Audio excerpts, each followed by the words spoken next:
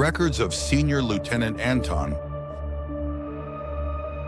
Records of Senior Lieutenant Anton S. Dnipropetrovsk, 1978.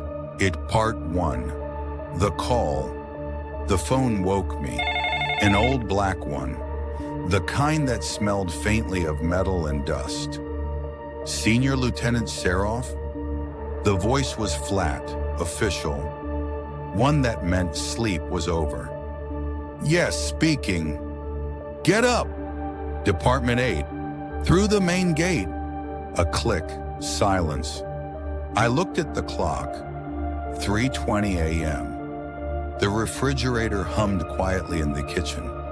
Cold air, fogged windows, and that certain feeling. The kind that means trouble is coming. While buttoning my uniform, I caught myself thinking how numb I'd become.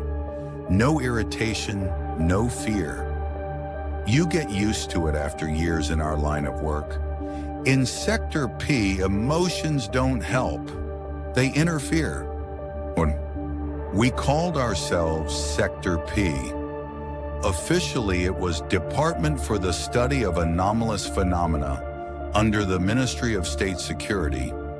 We investigated things that weren't supposed to exist, cases that never reached the newspapers. If someone in a village near Kharkiv turned to dust overnight, that was us. If miners dug up something that wasn't bones and wasn't machinery, that was us too. I reached headquarters in half an hour. Dnipropetrovsk slept under heavy snow. Streetlights glowed faintly in the fog. Not a soul around, only my own footsteps echoing off the buildings. At the gate, a young sergeant checked my pass, nodded, and said quietly, "They're waiting in Hall 2, Comrade Lieutenant." Hall 2 always smelled of tobacco, though no one ever smoked there. 4 people sat around the table. Major Polyakov, the head of our division, with a square jaw and a stare that could crack glass. Beside him, Captain Urshova, our medical officer, the only woman in the unit. 2 others were operatives from Kiev, strangers. Polyakov lifted his eyes. "Sit down, Anton. Listen carefully." He slid a folder across the table. The red stamp read, "Top Secret." "Last night," he began, "something happened at the Yuzhmash plant. One of the guards disappeared, or rather, they found him, but not the way you'd expect." He opened the folder. Photographs. Blood. A man's face twisted in a scream, eyes wide, pupils blown out. But that wasn't the worst part. His skin looked shriveled, almost translucent, like something had sucked the life out of him. 3,000 people work there, Polyakov said.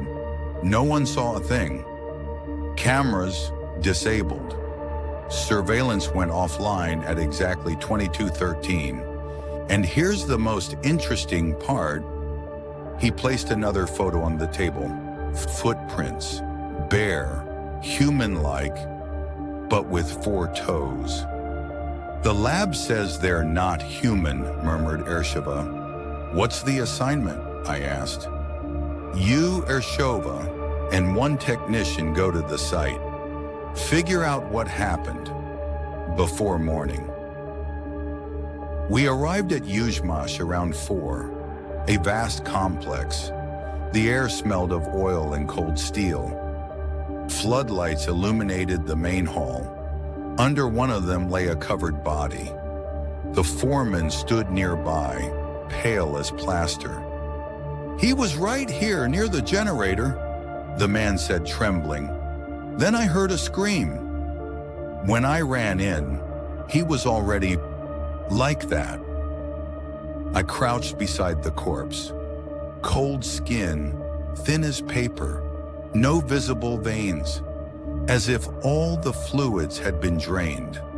A dark puddle nearby, not blood. Oily, shimmering. I filled a vial. Radiation slightly elevated, Ershova whispered, scanning with her dosimeter. We followed the trail of prints toward the ventilation shaft. They stopped halfway, mid-step on the wet concrete, and ended abruptly. Looks like it went through the wall, muttered the technician. Or maybe that's where it came from, I said. By dawn, we'd inspected every corner. The security cameras really had been switched off from inside. Whoever, or whatever, did this knew what it was doing. At 6:10, we returned to headquarters. I sat at my typewriter and began the report. Greater than unidentified entity, traces of unknown biological origin. Samples sent to laboratory. Victim shows signs of extreme dehydration. Site secured until further notice. Signature, Senior Lieutenant A. Serov. As I stepped out, Polyakov stopped me. Anton, he said quietly, we got another call. Another body. Where? Village of Nizhny-Kamyansky, 8 kilometers from here. Same condition. He looked me dead in the eye. This isn't random. We drove out around noon. The village stood beside an old railway line. Gray houses, smoke from chimneys, children playing in snow. Life, unaware of what lurked nearby. The body lay in a yard beside a shed. A local tractor driver, 40 years old, strong man. Went outside at night. Never came back. Same as before. Skin shriveled, eyes white, veins gone. When I bent closer, I felt it. Cold, not from the air. Something deeper. As if the world around me briefly stopped breathing. Ershova noticed my tension. You feel that too? Yes. We walked a few steps farther. Something metallic glinted in the snow. A guard's badge from Yuzhmash. Greater than entity,